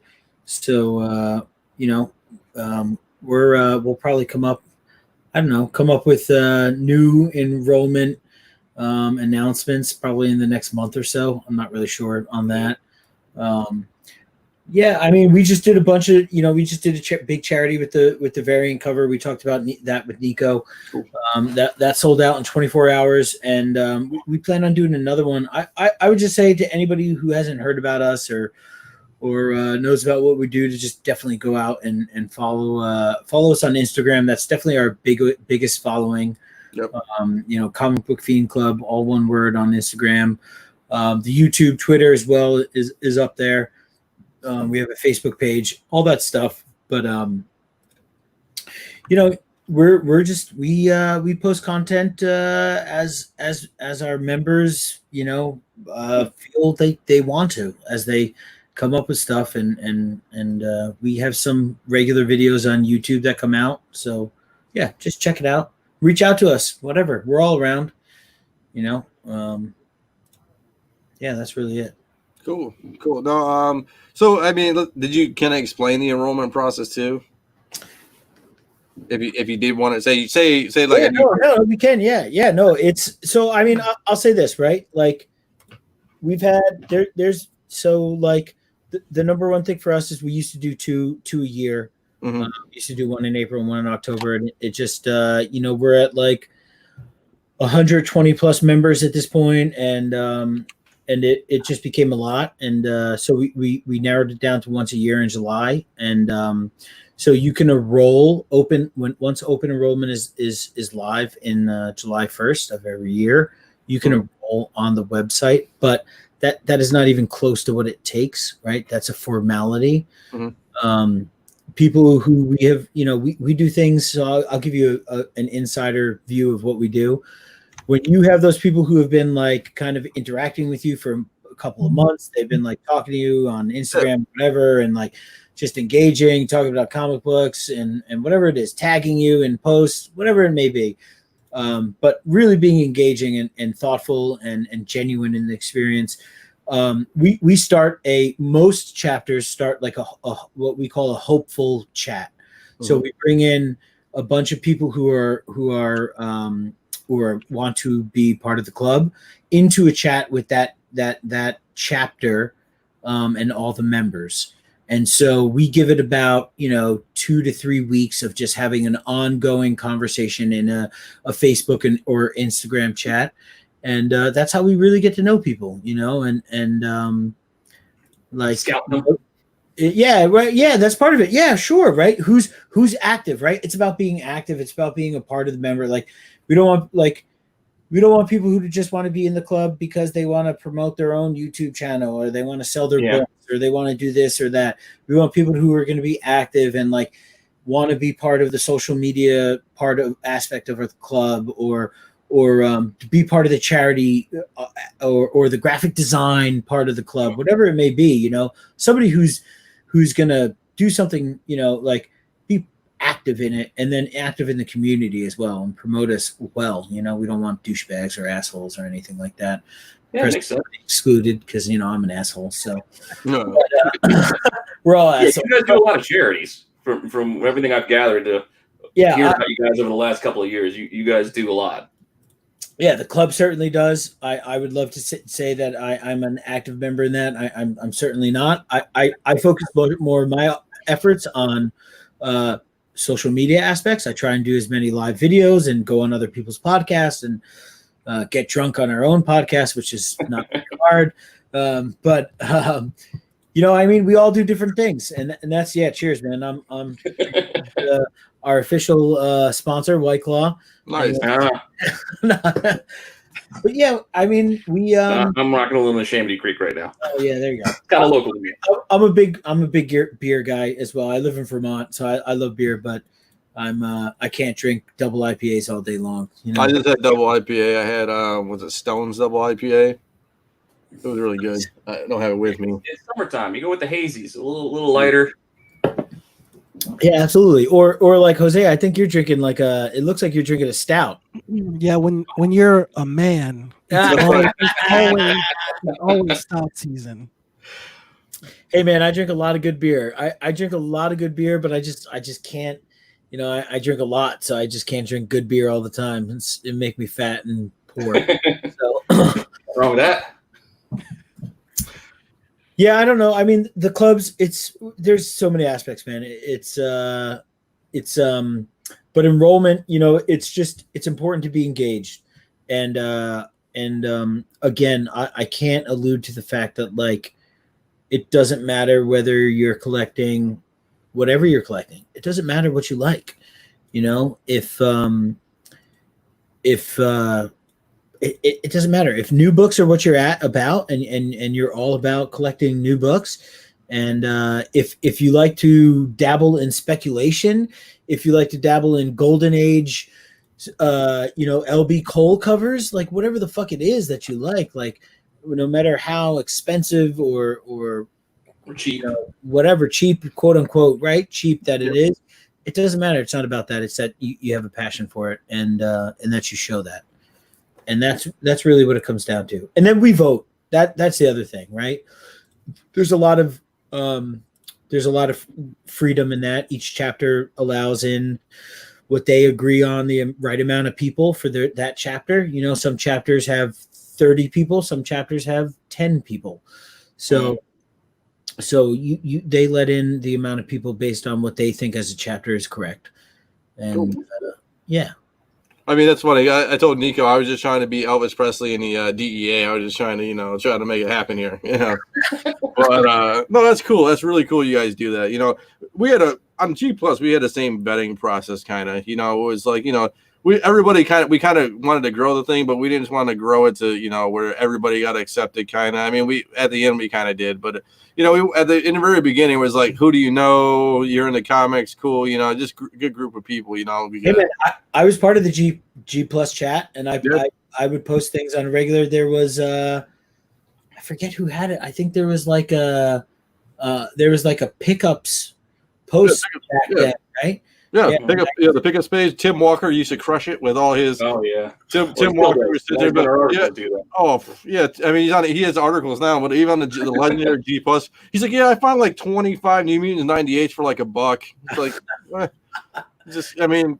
And I mean honestly, like I'm not like an active person in the speculation community. I never really have been, but I was drawn to see because it was a community. Yeah. And there was people who cared about it, and like there was a lot of fucking knowledge, more than huge, man. You read the fucking articles, and there's just so much to consume. You know what I mean? So like I think that you guys as well are just as inclusionary. It doesn't matter. You have to have a certain level of commitment, but outside of that, like, Yeah. Well, and the thing too is like I've been back in it like 9 years. I mean, I still learn new stuff every day. It's like I mean, like I'm looking at restored books now. And people are like thinking I'm crazy looking at restored books, but I'll buy restored books of golden age restored books. I mean, if they have tear seals in it, that's easy fixes. You know what I'm saying? If it's got minor color touch, people get crazy when it says color touch. I mean, I'll tell this story a million times on this podcast. I had to go Marvel Spotlight, and in the Marvel part, an R, it was like a little color touch on it, and knocked it all down from an 8.0 to like a 7.5. It was like, it's not that big of a deal. Like, I mean, so. Yeah, so you're talking about buying resto books and then removing the rest and getting regraded. Yeah, absolutely. Especially the way grades go. Like now, like it's Marvel Silver Age is the most handicapped by that what you just explained. That slight resto, that like what is the slight? It's C1 is C1. Yep, C1. Yep. That slight resto on a C1 where like it's a color touch up, and it drops it by half point, and it's still like now it's raised its price now because it's. Okay, I bought it. Like I bought it for like $250, and it's worth $2,000. Like, I mean, for a half a bump, or like even though say you buy a restored book for $400, I bet you could get it for like you get it restored. You can go to CGC and you can do it. I mean, it takes a little bit of time, whatever, and CCS does it, but they charge you a little bit. But I mean, if you have $100 to throw around on a book, you could easily go from a $400 book, $500 once you get it all said and done. I mean, if you turn around and it's $800, I mean, you almost, that's a $200-$300 flip. I mean, that's not terrible. I mean, I've done worse. No, I agree. What do you think about the whole old CGC case? Like, it's in an old CGC case. Mm-hmm. It's never been pressed. Buy old cases, get them pressed. I mean, I don't know. I would say that's a toughie, and people are like, it's never been pressed, but old CGC cases from grading to new ones, that's a scary part. Like, were they really strict back in the day? Were they lenient on this one? I mean, we all talked about Baltimore, right? You get the Baltimore bump if you do on-site a little bit. You know what I'm saying, right? Right. But I mean, I would pre-screen on site at Baltimore. I'd get 59.8s every time I walked in there. Yeah, and I mean, well, and that's the thing. Well, they don't want to turn the money away. Like, wait a second. Yeah. Well, and the thing too is like, say you had say you had a book, let's call it what's a good book that we could probably call it? It's an old school label. Something like, what do you think, like a Silver Age book maybe, or even a Copper Age book? What's a good Copper Age book you think? Like, I don't know, but like Strange Adventures 205, right? First Dead Man. We'll just say that book, right? Say it's we won't even say 9.8 because that's kind of crazy. We'll say it's an 8.0 modern book, right? Or 8.0 old case, right? And it's never been pressed. Do you press it and then it comes back 9.0? Like, hell, it come back at 9.2. You don't even know. I mean, it come back at 9. You know, I mean, do you get that crazy? I guess it depends on the bump. And to me, it's like you got to look at it. I mean, that's the scary part about me is like I like looking at books now. I wonder what way I would buy an old case, and I'm not that guy who buys on eBay and returns. I hate those guys. You know, like I don't want to buy on eBay and be that dude who's like, well, I'm just gonna buy it, and the pictures are decent. Yeah, okay, whatever. But I gotta look at it, and like really look at it. And I don't want to be the guy just sending the mail back all the time. I mean, it just seems like bad karma. Wait. I also think you buy something off of eBay and then like you look at it closely up, like if you made that commitment and there's enough fucking like, come on, dude. Yeah, like, I mean, there's a big thing. Like grow up. Like if your average eye is in near mint plus and it's coming back VF minus, okay, that might be an issue. But yeah, I mean, but at the same time, it's you're still on you. and trusting any grade on it, then you're just fucking out of there. I mean, you just can't do that, you know? Yeah. Unless you feel there's some shenanigans going on where that's not the book they had a picture of. Like, That's different. if you just didn't look closely enough, it's really on you. If the picture wasn't good enough, well, you should have asked for more pictures. If they didn't send it, well, you took that gamble, and this is what you got. Like, I don't know. The whole return thing is just it could be ridiculous. Like, it could be easily abused, especially in this modern market of books spiking, 4 days before they release. Yeah. It's like, oh, well, by the time I get it, oh, that book's not hot anymore, so I'm just going to return it. I don't want it. Yeah, and I'm sure people have seen a lot of that. I mean, but going back to your old case, I honestly wouldn't mind buying a 9.8 old case. Honestly, I mean, even if it was like a dollar book that didn't mean anything, I just think the nostalgia of the old case is cool. I like the old cases, what you're saying. I mean, it's kind of like that old feel. Like, I mean, let's see if we can find a book. I mean, CDC old case. I mean, that's what I love to do. I just like looking on eBay and just finding old stuff that I can't really, I'm like, well, let's see what we can do. See. Yeah, and this is where I'll like side with Paul. I'll go OCD on it and be like, well, it doesn't match my other books. I don't. It stands out. If I buy something in a case that's not the most up to date CGC, it goes directly in a pile that gets shipped to CGC and gets updated. I just did that. I bought a book recently that was a pedigree label, and it didn't have the new. It was like just missed the cutoff of the new silver pedigree label. Look at this. You could get a $20. Look at this, $20. I don't even know what this book is. Rising Stars 2 of all things. $20 for that CGC, right? Look at that. It's even got the old red label back. The red label. There you go. Signature series, right? Signed? Yeah, signed by Straczynski, I'm guessing. Probably. Yeah, J. Michael Straczynski. Yeah. Yeah, I mean, is that an image book? What is that?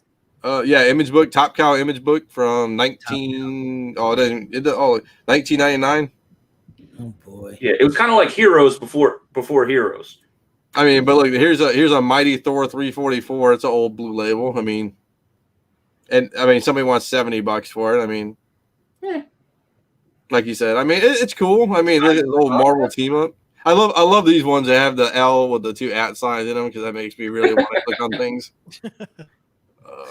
So no, I mean, I think it's cool. I mean, it makes it snazzier when you're searching. Like, look at that one. No, I mean that's $100. I wouldn't do that. But no. I mean, yeah, old label 9.8s. I mean, it is what it is. I mean, well, yeah, that's the question. Would you pay a premium for the old label because it's an old label? I mean, Sandman 8, look at that, $700 an old label. I mean, if I was like heavy Sandman dude, I mean, that'd be dope. I mean, and I mean, is that price that's $699.99? That's the same as like a new label for a 9.8. I have to assume, right? Sandman. Sure. First Death, I think it's probably got to be around there. Yeah, we'll look. Let's do our due diligence on this show. 575. Well, But oh, okay. 539, Close. 435. I mean, 450, 539. I mean, that guy's fishing probably because it's an old label and he's asking a premium copy because it's an old label. But I mean, so you think you can press it and get a 9.9 or a 10? I mean, listen, if I talk to my boy Matt Nelson, head grader at CGC, maybe I can know. Nah, I mean, I don't know. I mean, look at 9.8, $400 on a Campbell. Yeah, I don't know. I mean, some people just, it's a little wonky. I mean, I think it's harder to find Campbell though. It is. There's two things to unpack there, right? Is that they were supposedly more stringent on grading back then, and also less books were pressed, right? So correct. The potential that you have a 9.0 in an old label, you get that pressed and graded now, you're getting a 9.8.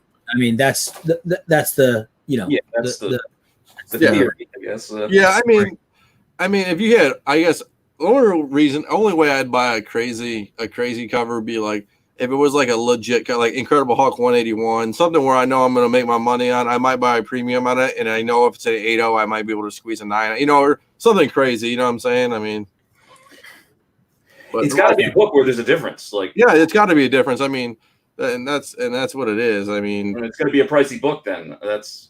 Yeah. Right. So which makes it a bigger gamble. So exactly. It's incrementally. I'll tell you. Hold on. Let me here. You hold on. I'll show you the biggest gamble I had in a while. Let me see. Oh boy. But when he goes finds his big gamble. I don't know. Personally, the old label would bother me. I would reholder if possible, just because my OCD, I want it to kind of match. It's also why I don't buy those special labels. Like, I don't need Spidey or Wolverine on it because it's going to be weird. I like the special labels. You do? Yeah, man. I want some DC ones to come out. That's all I want. God, I just feel like they place them weird. Like sometimes, like the image, like it's blocked by the number. I'm like, wait a second, you pay for the label. I'll tell you what I like about those labels is that now all the information is on the back. So all the information of like the artist, the writer, the whatever is special about the book, whether it's a first appearance or whatever, it's on the back now. So yeah. This is the book here. Let me blow myself up for a minute. So I bought this book raw, and it was probably the biggest gamble I ever had. So it's I won't even show what I got. So in the beginning, so this book right here, DC Universe, hard to find. I wanted to say, I look in every dollar bin every time I see that cover. I pull it so I can see if I can see the bottom of it. Right, because it's like right over here. So it's I don't want to say White Peter. It's not the hardest one to find, but it's up there. And it's got the black. It's got the dark on both of them. So if I got this book and I paid what I paid for, I'll even tell everybody what I paid for. I think I paid $250 for it. Right, raw, right. So it's a premium. I only seen a couple of these on the bay, so I bought it. And if I got a 9.6, I'm maybe breaking even on this. I mean, I luckily got a 9.8 out of it, right? But still, I mean, it's like that's one of these books. Like I bought it raw, and I took a gamble, and it paid off. Luckily, I mean, but still, I mean, we talk about gambles all the time. I mean, it just is what it is. I mean, yeah. Well, sometimes you got to take that gamble. And then I guess I kind of want to talk more about your Fiend Club stuff. Is that one of our guys, Robert Fordham. I don't know if you guys know him. He's the foreign master. So foreign books. So like a lot the Filipino books. You see all the other crazy foreign books. Greek books and Greek crows and all these Spider-Mans from Mexico. Do you guys have a foreign guy there, or do you guys invest in foreigns, or you speculate on foreigns? I personally do not. I mean, the closest the closest I know to that is there's a dude in the West Coast. His name's Darth Punisher on IG, and he is a huge Punisher fan, and he has collected, and I might be wrong. He might be missing one or two, but I believe as of like a few months ago, he's collected every 129 variant, foreign variant that's ever existed. He's got every single one of them.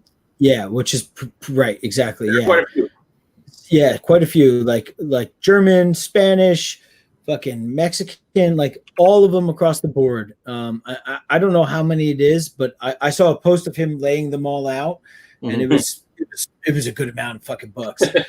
So I personally don't dabble in that, but I know there's a lot of dudes out there that just have, like there's 100, 120 plus of us at this point, and we all have different tastes. So yeah, well, it's a tough gig. Like that, collecting foreigns, from what I gather, it ain't easy. Like you can't just get books like from South America easily. Like you got to know somebody who can get something to you. Like, yeah, it's almost like dealing with a broker. Like you have to know somebody who's going to get it for you, but you also have to know that it's going to be something worth getting. Like I don't know fucking shit. You know what I mean? Like, I mean, if I see like SpiderMan like in a different language, I automatically think, oh, that's like, it's like, is that worth something? But like, I have no idea. I don't know anything about it.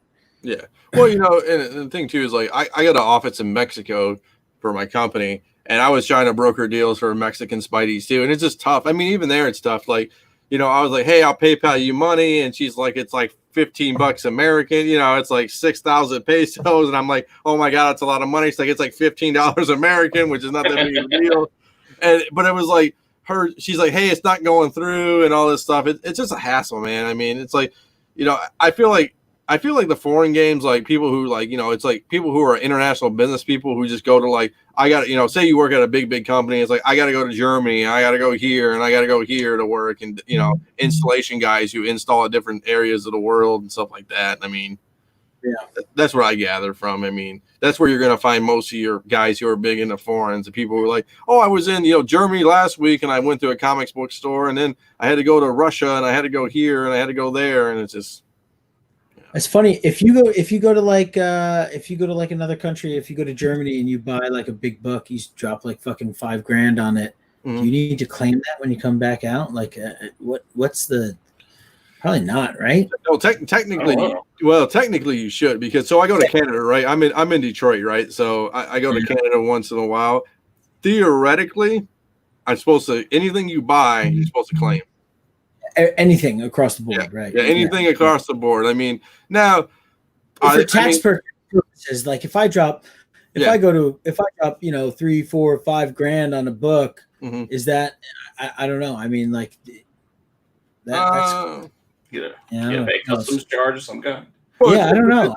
It's a tariff. So I do tariff codes for my job too. So like taxes for stuff, I do some of that stuff. I don't even know if I never looked at what comic is, and let's see what they got. So maybe look more than anything. That's why also I don't ship international, because that stuff gets too complicated. I want to be filling out a customs form saying what's in there, all that stuff. Yeah, and we have an international chapter and a bunch of dudes in Canada, and like it gets a little bit cumbersome. You know what I mean? It's definitely difficult. Maybe I'm gonna say children's picture drawing color book in book form. Maybe, I don't know. So, plans, drawing, architecture stuff, maps. Let's look. Coloring books. It's free. Let's look. I mean, this is NAFTA, so it's kind of different. But it says free. No, free. Okay, maybe you don't. Maybe you don't have a duty on it. But I mean, there's some things where you can get like 25%, like architectural drawings and stuff if you do it. But I mean, you could pay 20% off of customs on something. I mean, it depends on what customs you're at. But I mean, technically you are. But I mean, if you're buying one book, I mean, if you got to stow it away in a bag somewhere, nobody's gonna know. You know what I'm saying? Nobody's gonna know. I mean, yeah. So your bag. It's like unless you're going like say I go to Detroit and I go to Canada and I buy a collection, I got to bring a U-Haul back worth of books. Right, no, that's a whole probably a different story. Like, oh yeah, no, I didn't buy anything, and it's like you got all these comic books. back of your U-Haul, you know. Yeah, well, at that point too, you're probably, if you're doing that, you're like you probably have you have an LLC or something. You're claiming all those purchases anyways. Yeah, you just say you're moving. You got a U-Haul. You can just say I'm moving. Oh, yeah. I'm just moving. I'm American, but I'm moving from Canada to America. So. You have like you seen the movie with Lord of War where you see like you have a bunch of potatoes in the front and then your comic books behind it and stuff. No, it's just potatoes, man. So, but no, I think it's gonna be. I don't know if that's interesting. I mean, I've heard of people do that, but I mean, I don't know. I mean, I've heard crazy stories out of Mile High. You know, the guys at Mile High getting collections and flying, you know, taking private jets to go see things before other people see them and stuff. I mean, it's a crazy time. I mean, even that's with like cars, that's a connection at that point, right? Yeah, I mean, that's when you know you have serious money when you're taking private jets to go see crazy collections and stuff like that. And in Detroit, at least, I mean, I'm in Detroit, and it's hard. Like for me, like I have 1-2 comic book stores that are decent. One store really doesn't carry a lot of new stuff. You can get a decent amount of variants. I know a guy who but you know, got most of their variants before they knew what they kind of had. And then the other store, it's just pricey. He kind of knows what he has all the time. But other than that, like you don't see too many like collections come out of here. You know what I'm saying? I mean, collections are tough. You know, it's tough. I mean, it's not like you know, there's a lot of old timers in Detroit, but I don't, you know, it's tough when it comes to the comics and cards. I see more card guys here than comic guys, like baseball cards, sport card dudes. You're big into cards, right?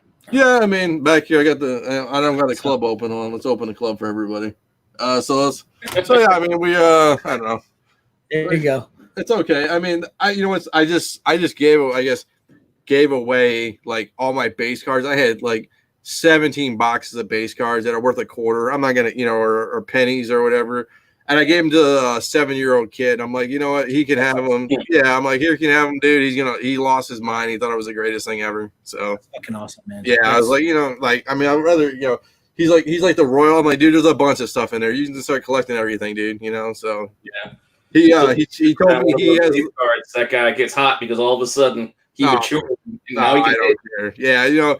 I kind of took out the things I wanted and gave him all the base cards. You know, I gave him some rookies and stuff too. But I was like, you know, I told him. He told me he has the biggest collection ever after this purchase, which is basically the 17 boxes I gave him. So he was super stoked about that. So, but no, I mean, I'll be back in 1 second. Yep. So I just collect some things. I'm in cards. You know, the wife kind of doesn't like cards because you don't know what you're getting unless you buy singles. She likes comics because you know what you get, you know, you see it, you know, you kind of know and all that stuff. I mean, unless you get a poly bag, but she doesn't know anything about that. Well, that's the thing about cards. It's more like it's like a lottery. You open in a pack, it's like a scratch off. You don't know what's inside that. And dude, trust me, I opened up a lot of stuff in the last year, and the hits I've got is all these hits is not even pulls; they're just eBay buys. Honestly, I mean, most of the hits I get, I mean, they're not worth. I don't have Bryan McClay luck, you know. Yeah, my dad still does the card thing, but it still scares me because so much of it is reliant on nothing that any of us have control over. Oh yeah, like, I mean, want a player to be good and people to like that player, and that player to be good for a long time. Because as soon as he retires, now all of a sudden that is not worth as much as it was before. Yeah. I mean, look at Mike. Even during this Corona pandemic thing, it's like Mike Trout might not even play this year. Yeah. I mean, now, will his rookie card tank? No, but I mean, still, I mean, you know, I mean, here I collect Nick Senzel. You know, that's another year he's not going to play. I mean, he didn't play much last year, so I mean, Yeah, I'm just thinking back in the day. I remember when I did comics, did cards with my dad, and we did like the starting lineups. And I remember like Dante Culpepper, Vikings. Yep. His starting lineup was like $100 starting lineup figure. But then, you know, by the time he hit the Dolphins, who cared anymore about Dante Culpepper? But at the time, somebody really wanted that little plastic figure that looked vaguely like him. Like that's the kind of stuff that worries me about cards too much, is that eventually no one's going to care about, I don't know, whoever. Like there's so many players that don't hold the test of time. Not everybody's Jordan. Like nobody's going to keep buying Jordan cards. Like is anybody buying Clyde Drexler cards right now? No. It's great, but nobody cares about cards. I mean, basketball's weird. It's like do people buy Olajuwon cards still? Like, I mean, it's like Olajuwon was a beast. Nobody buys him. Is people really buying Shaq cards? I mean, no. I mean, I don't know. I mean, cards are a whole different animal. So did you guys see a bump in Jordan sale prices during the Last Dance? Yeah. Oh yeah, for sure. Yeah. I mean, I'm in a Facebook group where they do like Jordan cards and like inserts and stuff, and people were just buying, $800 insert cards, like it was nothing. I mean, yeah. Those guys are probably just sitting on them like we've been sitting on the comics, for a long time. I mean, they probably bought them for like $200 or $300, but it was an insane jump. I mean, I hate to say it, it's just as bad as a Kobe, when Kobe. I mean, Now Kobe autographs are like $8,000. It's like out of control. I mean, you could have got before. Obviously, you could have got a Kobe autograph for probably $500, maybe $1,000. On a good day. But I mean, Jordan cards. I mean, he's just an anomaly. I mean, it's just he is the SpiderMan, the AF-15, whatever you want to call it, of Incredible Hulk 1 of cards. So I mean, it is. It's okay. But no, I mean, cards were okay. I mean, it's just like you can't find product now. It's at least with comics, I know at least I can order it ahead of time. If I gotta order a variant, I might miss it, but at least I know I have a chance at a variant. With cards, you don't even have a chance anymore. You can't even buy a new product. It'd be like you trying to get a pull list going and there's nothing there every year. Like, oh yeah, we only got one of these books and it's whoever comes and gets it. And that's crazy. Crazy. So definitely I've walked in so many places with just like walls lined with cards, and I just have no idea what I'm looking at. That's probably the best thing. I'm telling you right now, from this experience, it's probably the best thing. I wouldn't even I started collecting. I mean, I have no interest, to be honest with you. Like I honestly don't like. My collection, I guess, is pretty unique. I just collect people I like.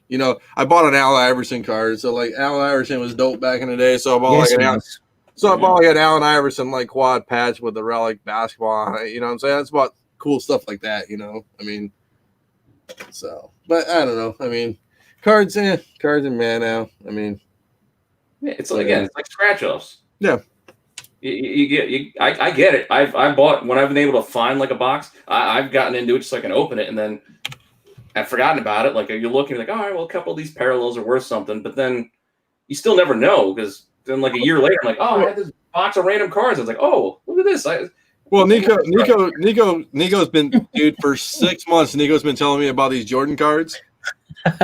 He goes, I got to get to my dad's house. He won't let me in. He won't let me. If I let me in, he showed them to me, and I told him it was a sad Facebook Marketplace ad. Like they're worth nothing. Like none of the Jordan worth nothing. I mean, with Jordan cards, I mean his rookie's obviously expensive, but it's all the rare insert pulls, like the one per case or the one per 1,000 case pulls and stuff like that. It's just the rare stuff like that. I mean, the rare jambalaya inserts and all this crazy stuff, and I don't know. I mean, it's like us, right? It's like the Del Auto ASM 690 or 690, yeah, 667s, and the Mary Jane Venoms. It's like just rare. I mean, it's nobody was ordering them. That's why they're so rare. I mean, right. I don't like that one.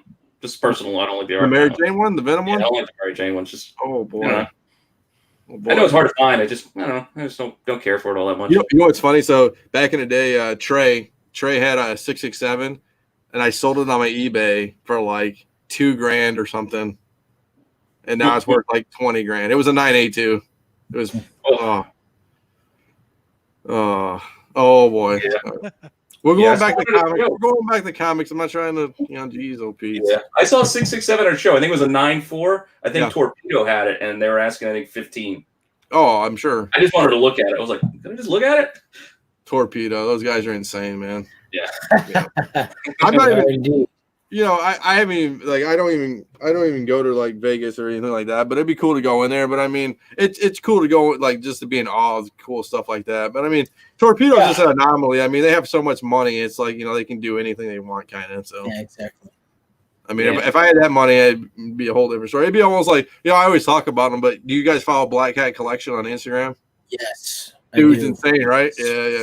I talk to Gabriel all the time. He's a nice dude, man. He's funny. Yeah. But, I mean, and that's the whole fucking part of like that. A lot of people just don't even know, like those dudes out there that are just holding like 8.0 golden age pre-code anything, whether it's horror or fucking or more fun comics or just like that shit that nobody even knows.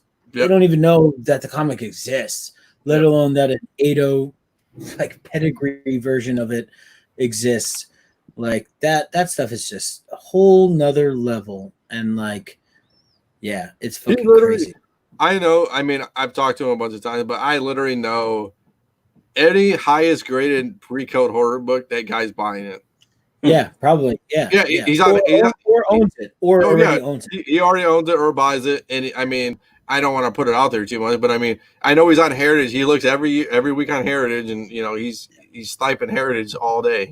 I mean, it's crazy. Well, if you can do it. Yeah, right. Well, that's the thing, right? If you can do it, you can do it. I mean, today I was looking at resale value for like a Mask 1 5.0 that's worth whatever, fucking 50 grand or something like that. Like, you're not buying that. You're not buying that book to like.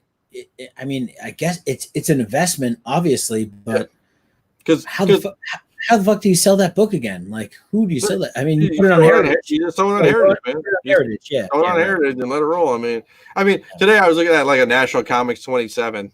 Like it's a cool book. I mean, it's decent. It was it's like a 4.5. But I mean, guy wanted like 500. I mean, I don't know. I'm still learning about all that shit, doing vintage with Ben and Z.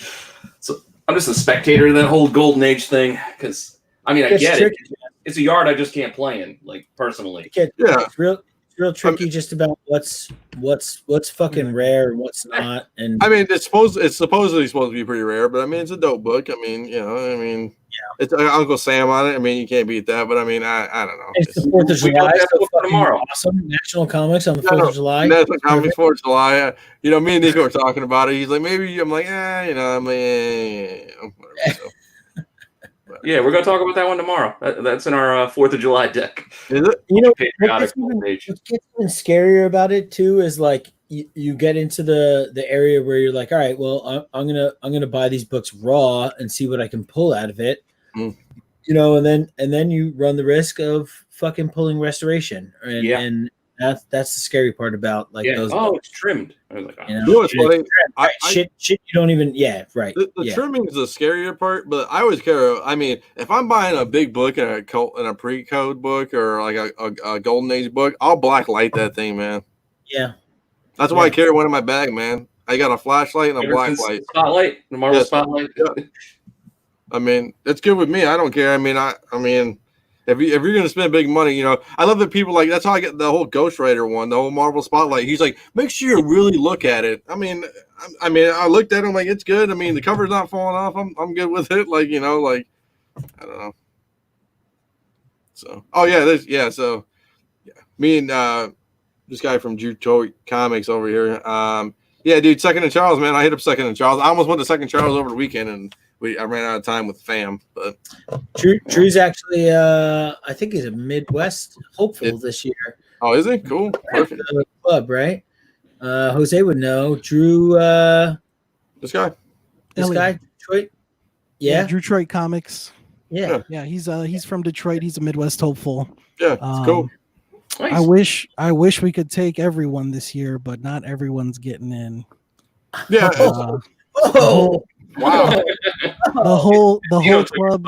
Yeah, I had to take a spot, man. I'm bumping somebody off. Yeah. Speaking of enrollment, we're only taking 5 members club wide, and Canada this year won the lottery. They're getting 2 members, so the 3 are split between the other chapters. Sorry, guys. It's going hard. Well, hey, Midwest is already covered, so I don't know what you guys are doing. So there you go. Yeah, we got. Believe it or not, you do not have to be waterboarded to get into the Midwest. It's a lot easier than that. So. Oh boy.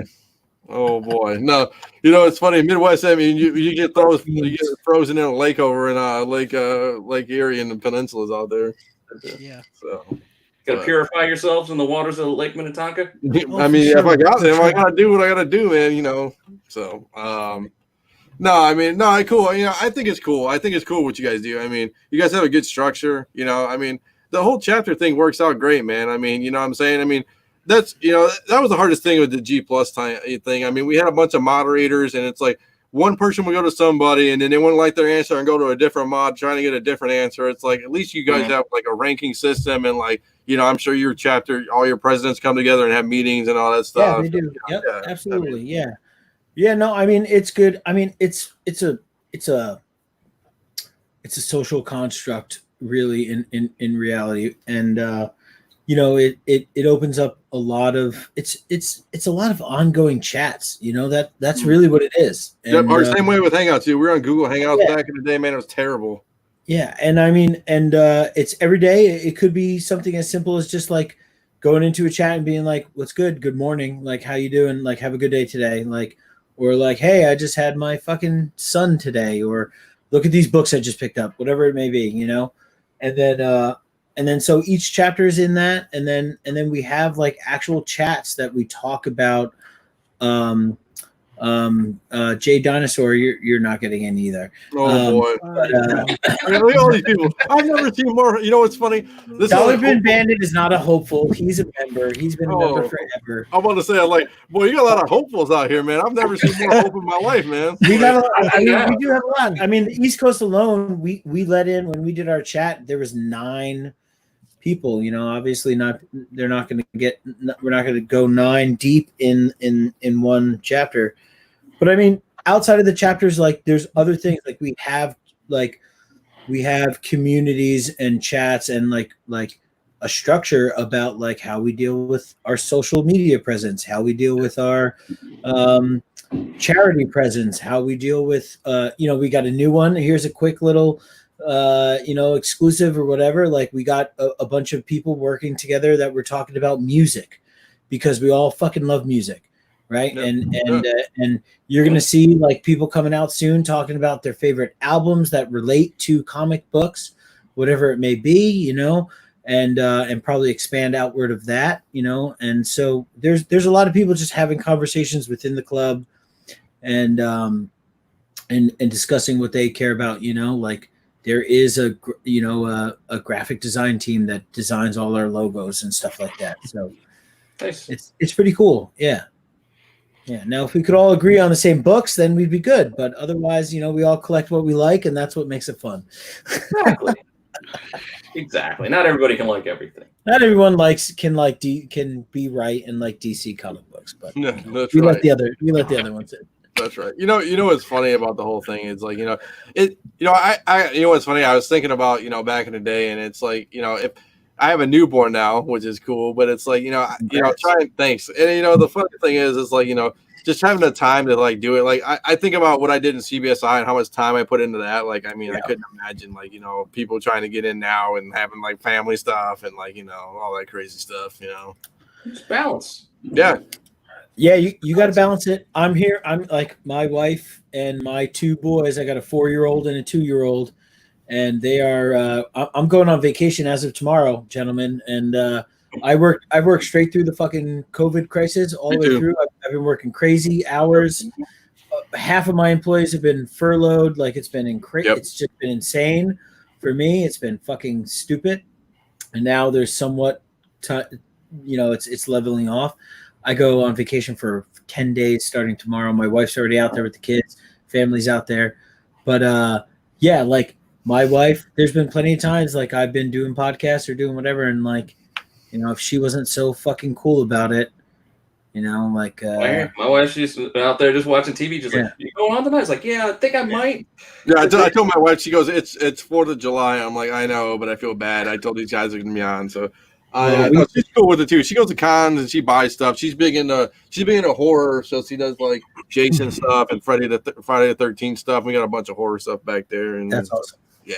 All right. Well, now I got to say how cool my wife is because everybody else is talking about theirs.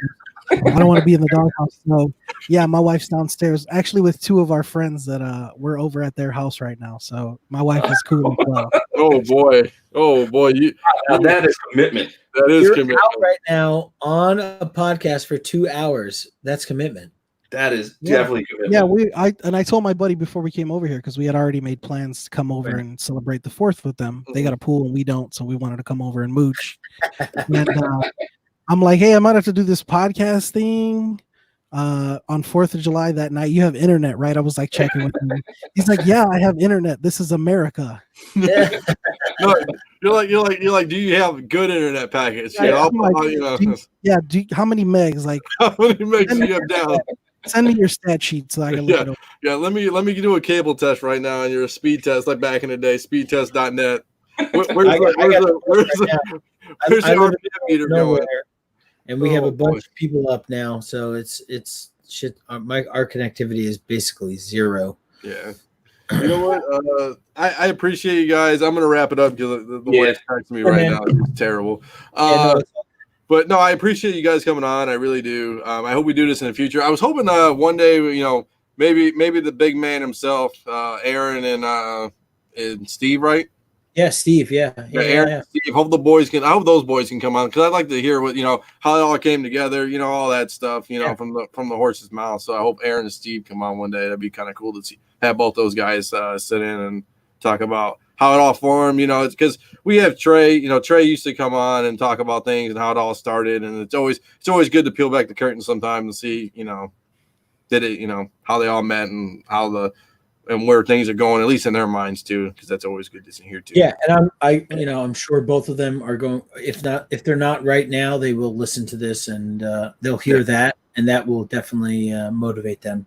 Yeah. So, yeah, that's awesome. Yeah. Well, we appreciate being on, man. Like it was great just to be able to have this conversation and thank you, George. Thank you, Nico. I know you're behind there. We appreciate you hanging out with us for a little bit. Yeah, it's cool just hanging out with you guys, man. Yeah, absolutely. Yeah, thank you for having me on as well. No quick before we end, I just want to say any hopefuls out there that are watching this, if you haven't already put in your application, don't waste your time. No, I'm just kidding. Go to comicbookfiendclub.com. The application process is really simple. It's really easy. Put in your application. If you haven't already done it, start reaching out to the guys in your chapter. Yeah, talk to people. Reach out to people. Yep. And then we'll do a little promo. Here we go. So you can find them at comicbookfiendclub.com, right? Is it Comic Book Fiend Club on Instagram as well, right? Yes. Yep. If you see this logo, you're in the right spot. Like you said, do the enrollment thing. Maybe I'll join the enrollment thing. Maybe I can sneak my enrollment. I'll put like Dean Pappas or something in there, something crazy. No, I really appreciate it, guys. As always, I appreciate Nico for setting this up and doing the thing. And I really appreciate you guys coming on. So as always, make sure you check out Nico's Saturday Night Podcast Weekend Updates with Nico. And then I appreciate to see the Comic Book Fiend Club guys. I appreciate Peter for jumping on too. We know it's July 4th. We all got the family stuff, so we're gonna end it here, and we'll talk to everybody later. So have a great night, gentlemen. Thanks again. Cool. We really Thanks, guys. appreciate it. All right, take